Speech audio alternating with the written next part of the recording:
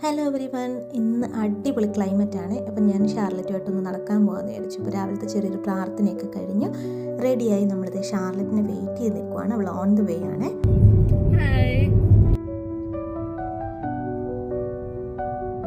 നിങ്ങളിപ്പോൾ വിചാരിക്കുന്നുണ്ടാവും നടക്കാൻ പോകാമെന്ന് പറഞ്ഞിട്ട് ഒരു വണ്ടിയിലാണല്ലോ പോകുന്നതെന്ന്. ആക്ച്വലി നമുക്ക് വളരെ കാമായിട്ടും പീസ്ഫുള്ളായിട്ടും ഒക്കെ നടക്കാനായിട്ട് ഇവിടെ അതിനുവേണ്ടി അലോക്കേറ്റ് ചെയ്തിട്ടുള്ള കുറച്ച് സ്ഥലങ്ങളുണ്ട്. നമുക്ക് നോർമലി നമ്മുടെ സ്ട്രീറ്റിൽ കൂടെ ഒക്കെ നടക്കാം, പക്ഷേ എങ്കിലും ഒരുപാട് തിരക്കും കാര്യങ്ങളൊക്കെ ആയിരിക്കും. അപ്പോൾ അതിന് വേണ്ടിയിട്ട് കുറച്ച് സ്ഥലങ്ങൾ നമുക്ക് ഇവിടെ ഒഴിച്ചിട്ടിട്ടുണ്ട്. അപ്പം അങ്ങനെയുള്ളൊരു സ്ഥലത്തേക്കാണ് ഇന്ന് തന്നെ ഷാർലറ്റ് കൊണ്ടുപോകുന്നത്. ആക്ച്വലി എവിടെയാണെന്ന് നമ്മൾ പറഞ്ഞിട്ടില്ല, പക്ഷേ ഞാൻ താമസിക്കുന്നതിന് കുറച്ച് ദൂരം ബാങ്കറി എന്ന് പറഞ്ഞ സ്ഥലത്തേക്കാണ് അവൾ കൊണ്ടുപോകുന്നത്. അപ്പം ആക്ച്വലി ഈ വണ്ടി പോകുന്ന വഴിക്കത്തെ ഈ കാഴ്ചകളൊക്കെ വളരെ മനോഹരമാണ് കേട്ടോ. ഒരുപാട് എന്താ പറയുക, നമ്മുടെ നാട്ടിലല്ലാതെ ഇത്രയും പച്ചപ്പും സൗന്ദര്യമൊക്കെ ഇവിടെ ഉണ്ടെന്ന് ഇതൊക്കെ കാണുമ്പോഴാണ് നമുക്ക് മനസ്സിലാവുന്നത്. ട്രീസൊക്കെ രണ്ട് സൈഡിലും ആർച്ച് പോലെ നിൽക്കും. അപ്പം ഇവൾ പറഞ്ഞു ഞാൻ ഒരുപാട് സർപ്രൈസ് ആവും അവിടെ എത്തുമ്പം എന്നൊക്കെ പറഞ്ഞാണ് എന്നെ കൊണ്ടുപോകുന്നത്. നമുക്ക് നോക്കാം. നമ്മൾ ഈ വരുന്നതിനിടയ്ക്ക് ഒരുപാട് ഫാംസൊക്കെ കണ്ടുപോയായിരുന്നു. ഇപ്പം ഇടയ്ക്ക് നമുക്ക് ചെമ്മരിയാടുകൾ മെയ്യുന്നതൊക്കെ കാണാൻ പറ്റും കേട്ടോ. ഭയങ്കര ഭംഗിയാണ് ഇതൊക്കെ കാണാനായിട്ട്. Scottie hill. അപ്പം നമ്മൾ സ്കോട്ടി ഹില്ലിലേക്കാണ് ഇന്ന് പോകുന്നത്. വെറും 1000 അടി പൊക്കമുള്ളൊരു ചെറിയ കുന്നാണ് സ്കോട്ടി ഹില്ല്. അതിൻ്റെ മുകളിൽ കയറി എത്തുമ്പോഴത്തേക്ക് അത്രയ്ക്ക് മനോഹാരിതയും അത്രയ്ക്ക് സാറ്റിസ്ഫാക്ഷനും ആയിരിക്കും എന്നാണ് ഷാർലറ്റ് എന്നോട് പറഞ്ഞത്. കാരണം ഞാൻ ഭയങ്കര എനിക്ക് കയറാൻ പറ്റുമോ, അത്രയും പൊക്കത്തിലൊക്കെ ഞാൻ കയറി എത്തുമോ എന്നൊക്കെ ഒരു ചിന്ത എനിക്കുണ്ട്. അപ്പോൾ പുള്ളിക്കാരി പറഞ്ഞില്ല, നീ അവിടെ എത്തുമ്പോഴത്തേക്ക് അത് ഇത്രയും കഷ്ടപ്പെട്ട് നീ നടന്ന് ഒരു 2.5 മണിക്കൂർ നീ നടക്കുന്നതിൻ്റെ ആ ഒരു സാറ്റിസ്ഫാക്ഷൻ ഭയങ്കരമായിരിക്കും. അപ്പോൾ അതുപോലെ തന്നെ ഇത്രയും സമയം നമുക്ക് നടക്കാനുള്ളത് കൊണ്ട് തന്നെ കുറച്ച് ഫുഡൊക്കെ മേടിക്കാമെന്ന് പറഞ്ഞു നമ്മൾ ടെസ്കോയിൽ കയറി കുറച്ച് റെഡി ടു ഈറ്റ് ചിക്കനും സ്മൂത്തീസും ഒക്കെ മേടിച്ചിട്ടാണ് നമ്മൾ പോകുന്നത്. ചുറ്റും പൈൻമരങ്ങളാൽ ചുറ്റപ്പെട്ട ഒരു അടിപൊളി വ്യൂ പോയിൻ്റ് ആയിരുന്നു നമ്മൾ ചെന്ന് കയറിയപ്പോൾ കണ്ടത് കേട്ടോ. അപ്പോൾ നമ്മൾ കയറുന്നതിന് മുമ്പ് നമുക്കൊരു 3 വാക്ക് വേ കാണിക്കുന്നുണ്ട്.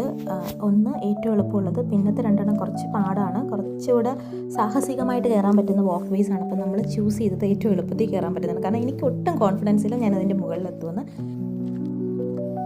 താഴത്തെ പൈൻ ഫോറസ്റ്റിൻ്റെ ഭംഗിയൊക്കെ കണ്ട് മുകളിലേക്ക് കയറുമ്പോഴത്തേക്ക് പിന്നെ ഫുള്ള് ഫേൺസ് ചെടിയാണ് കേട്ടോ. നമ്മൾ ബയോളജിയിലൊക്കെ പഠിച്ചിട്ടില്ലേ, നാട്ടിൽ ചിത്രപ്പുല്ല് പന്നൽ ചെടി എന്നൊക്കെയാണ് ഇതിനെ അറിയപ്പെടുന്നത്. നമ്മുടെ തങ്കശ്ശേരിയിലൊന്നും ഇല്ല, അതുകൊണ്ട് ഞാൻ ആദ്യമായിട്ടാണ് നേരിട്ട് കാണുന്നത്. നമ്മൾ ഏകദേശം പകുതി വഴിയായി ശരിക്കും ടയേർഡായി കുറച്ച് നേരം ഇരുന്ന് റെസ്റ്റ് എടുത്ത് സ്നാക്സൊക്കെ കഴിച്ചിട്ടാണ് നമ്മൾ പിന്നെ മുകളിലേക്ക് കയറിയത്. ഇവിടെ നിന്ന് അങ്ങോട്ട് എന്നെ കാത്തിരുന്ന മറ്റൊരു വിസ്മയമായിരുന്നു. ഈ കാണുന്ന ലൈറ്റ് പേർപ്പിൾ ഷെയ്ഡിൽ നിങ്ങൾ കാണുന്ന ഈ കുറ്റിച്ചെടികളില്ലേ, അത് ബെൽ ഹെദറാണ്. ആക്ച്വലി നമുക്ക് ഈ വീഡിയോയിൽ നിങ്ങൾക്ക് എത്രത്തോളം ഭംഗിയിൽ അത് കാണാൻ പറ്റുന്നുണ്ടെന്ന് എനിക്കറിയില്ല, പക്ഷേ അതിൻ്റെ ആ ഒരു ഭംഗി, ആ കാഴ്ച നമ്മൾ സിനിമയിലെ പാട്ടുരംഗങ്ങളിലൊക്കെ കാണില്ലേ, അതുപോലത്തെ ഒരു ഫീലായിരുന്നേ. ആ കുന്ന് ഫുള്ള് പിന്നെ അങ്ങോട്ട് ബെൽ ഹെദർ മാത്രമായിരുന്നു. ആ പച്ചപ്പിനിടയ്ക്ക് ആ ബെൽ ഹെദർ നിൽക്കുന്ന ഭംഗി എന്ന് പറഞ്ഞാൽ പറഞ്ഞറിയിക്കാൻ പറ്റാത്ത ഭംഗിയായിരുന്നേ. അപ്പോൾ നമ്മളിത് സ്കോട്ടി ഹില്ലിൻ്റെ മുകളിലെത്തി. എനിക്ക് ഒട്ടും വിശ്വസിക്കാൻ പറ്റുന്നില്ല ഞാൻ ഇവിടം വരെ കയറിയിരുന്നു. അപ്പോൾ ഈ കാണുന്ന മോണുമെൻ്റ് ആണ് ജനറൽ വില്യം ബേർണറ്റ് മോണുമെൻറ്റ്. പണ്ട് കാലത്തുണ്ടായിരുന്ന ഒരു മിലിറ്ററി ഉദ്യോഗസ്ഥൻ്റെ ഓർമ്മയ്ക്കായിട്ടാണ് ഈ ഒരു മോണുമെൻറ്റ് ഇവിടെ ഉള്ളത്. ഇത് ഒരു 20 അടി പൊക്കമുള്ളൊരു മോണുമെൻ്റ് ആണ്. അപ്പോൾ ഇതിൻ്റെ മുകളിൽ കയറിയിട്ടാണ് നമ്മുടെ ബാക്കി കാഴ്ചകൾ അതിമനോഹരമാണെന്നാണ് പറയുന്നത്.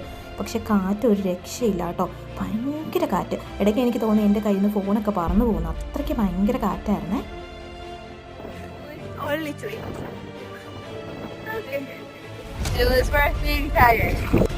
നമ്മൾ ഇത്രയും ക്ഷീണിച്ചെങ്കിലും ഷാർലറ്റ് പറഞ്ഞാൽ ഈ ഒരു കാഴ്ച ഭയങ്കര മനോഹരമായിരുന്നു കേട്ടോ.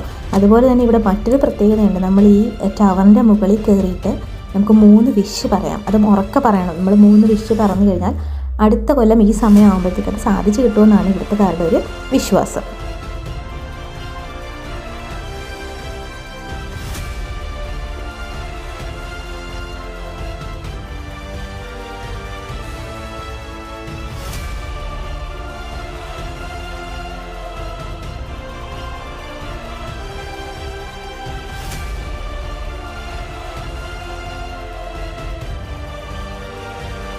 നമുക്ക് ചെറിയൊരു പേടിയൊക്കെ ഉണ്ടാവും കേട്ടോ. കാരണം വേറെ ഒരു സേഫ്റ്റി മെഷേഴ്സോ കാര്യങ്ങളോ ഒന്നുമില്ല. എല്ലാം കൂടെ ആ കാറ്റിൻ്റെ ശക്തിന് ഫുള്ളിങ്ങനെ കുലുങ്ങുക.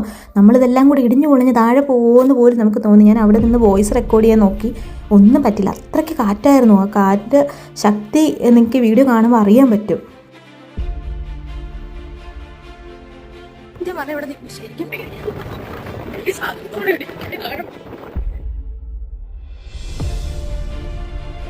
ആ സ്കോട്ട്ലാൻഡിൻ്റെ ആ ഒരു ഭംഗി നമ്മുടെ ബാക്ക്ഗ്രൗണ്ട് വ്യൂവിൽ നമുക്ക് കറക്റ്റായിട്ട് അറിയാൻ പറ്റും. പക്ഷേ കൂടുതൽ വീഡിയോ എനിക്ക് എടുക്കാൻ പറ്റിയില്ല, പെട്ടെന്ന് ഇറങ്ങേണ്ടി വന്നു, അത്രയ്ക്ക് കാറ്റായിരുന്നേ.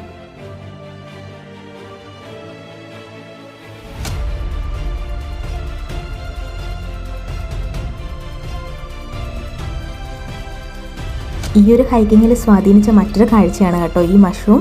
ആക്ച്വലി ഇങ്ങനൊരു മഷ്റൂം ഞാൻ കണ്ടിട്ടില്ല. ഫെയറി ടെയിൽസിലും ഡിസ്നി മൂവീസിലും ഒക്കെ അല്ല നമ്മൾ ഇങ്ങനൊരു മഷ്റൂം ഞാൻ കണ്ടിട്ടില്ല. അടിപൊളിയായിരുന്നു കേട്ടോ കാണാനായിട്ട്. അപ്പോൾ നമ്മുടെ ഹൈക്കിംഗ് ഒക്കെ കഴിഞ്ഞു, നമ്മളിത് തിരിച്ചിറങ്ങി. ഒരു 5 മണിക്കൂറോളം എടുത്ത് നമ്മൾ പോയി തിരിച്ചു വരാനായിട്ട്.